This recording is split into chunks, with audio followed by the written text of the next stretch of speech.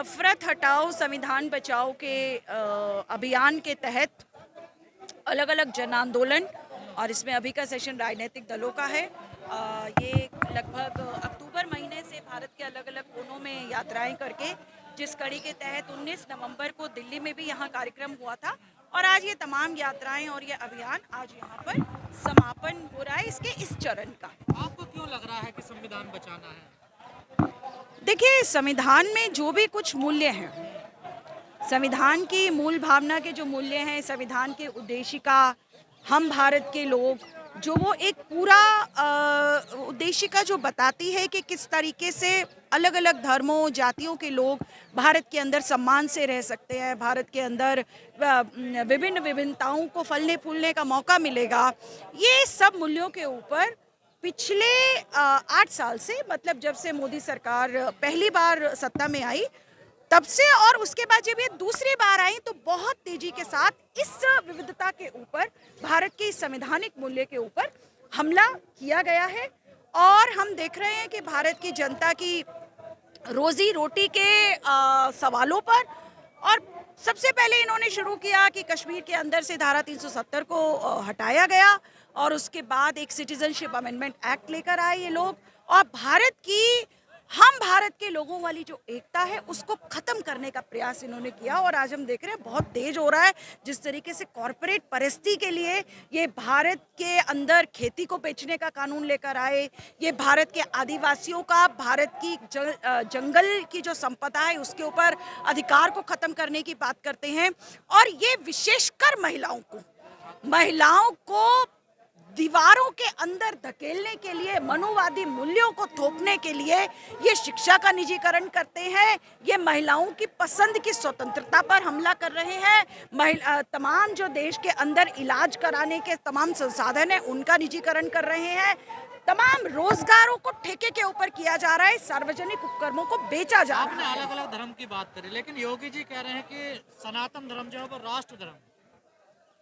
नहीं, देखिए, भारत के अंदर तो अलग अलग धर्मों के लोग रहते हैं। अब वो आरएसएस के लोग हैं, वो कुछ भी कहते रहे कि भाई जो है ये सनातन धर्म राष्ट्रीय धर्म है। पहले तो तय कर लीजिए राष्ट्र क्या है। हाँ, भारत के अंदर तो बात यही है कि भारत तो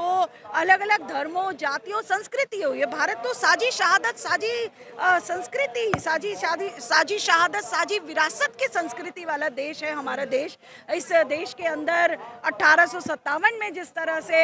हिंदू, मुसलमान, दलित, महिलाएं, आदिवासी अंग्रेजों को भगाने के लिए लड़े, और आज ये जो मौजूदा सरकार है जो हिंदुत्व की बात करती है, और इनका हिंदुत्व उच्च जातीय पितृसत्तात्मक अहंकारवाद जो कॉर्पोरेट की सेवा में नतमस्तक रहता है, उसके अतिरिक्त और कुछ भी नहीं है। और ये उसके चलते आज भारत की 90-95% आबादी के संसाधनों को, उनकी जिंदगी को ये खत्म करने की चेष्टा कर रहे हैं, और ये उसके लिए भारत के लोगों के अंदर कितनी नफरत फैलाने की चेष्टा करें, पर इनके मंसूबे जनता नाकाम भी कर रही है, नहीं बट रही है। जनता अपनी रोजी रोटी की लड़ाइयों को विकसित कर रही है, और ये अपने काम में लगे हुए हैं, और संघर्षकारी ताकतें जनता को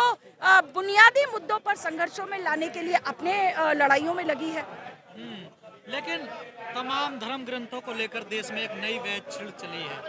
रोज कोई ना कोई आगे बयान देता जा रहा है, क्या कहना है इस पर? देखिए, तमाम जितने भी ये धर्म के ठेकेदार हैं, और मैं ये बात कहना चाहूँगी कि तमाम धर्मों के जो ठेकेदार हैं वो एक मायने में सही रहते हैं कि भाई वो जो है महिलाओं को चार दीवारी के पीछे करने का काम करते हैं, पितृसत्ता को तमाम लोग जो हैं ये मजबूती देते हैं।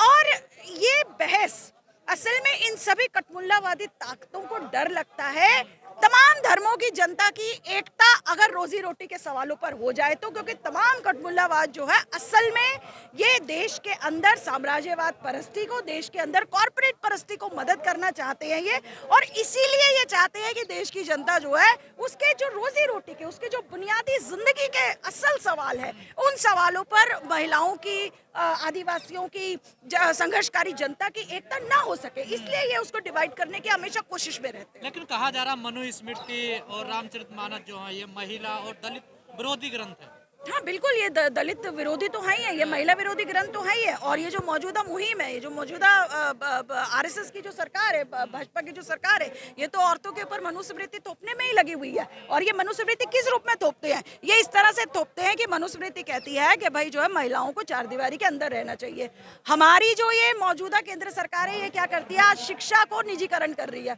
जब शिक्षा निजीकरण हो जाएगी, खासकर हायर एजुकेशन, खासकर वकील बनना महंगा हो जाएगा, इंजीनियर बनना लड़कियों के लिए, वैज्ञानिक बनना लड़कियों के लिए महंगा हो जाएगा। और किसी तरह से अगर वो पढ़ भी लेती है, जब नौकरियों की गारंटी नहीं रहेगी, तो समाज उनको कहेगा कि आपको बाहर निकलने की जरूरत ही नहीं है, आप जाइए और चार दीवारी के अंदर रहिए। तो इस तरह से मनुवादी नीतियों को, मनुवादी जो समझ है, उसको मौजूदा केंद्र सरकार भारत की महिलाओं के ऊपर थोप रही है।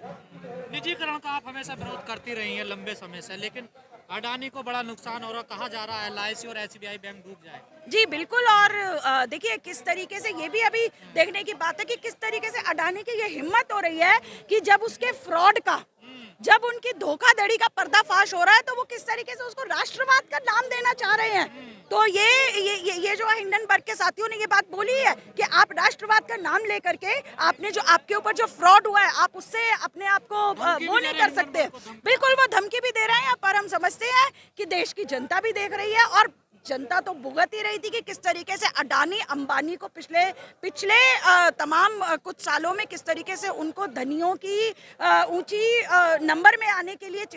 पूरी मदद की गई है, और बिल्कुल गलत तरीके से, और किस तरीके से भारत की आम जनता जो है, उनका भूख का सूचकांक जो है लगातार देश के अंदर गिरता जा रहा है। हैप्पीनेस सूचकांक में भारत के लोग पीछे होते जा रहे हैं। तो ये सब चीजें भारत की मेहनत का जनता समझ रही है, और उसके पास आंदोलनों में उतरने के अलावा और कोई रास्ता नहीं बचेगा। कई लोग सोशल मीडिया पर लिख रहे हैं कि अडानी को तुरंत जेल में डाल दिया जाए, नहीं ये भी देश छोड़ के भाग जाएगा। बिल्कुल, अगर ये देखने वाली बात है कि जिस सरकार ने जो है ललित मोदी को भगा दिया, और तमाम जिसने भी फ्रॉड किया उसके लिए बकायदा है कि विंडो छोड़ देते हैं। हाँ, सिंधिया, विजय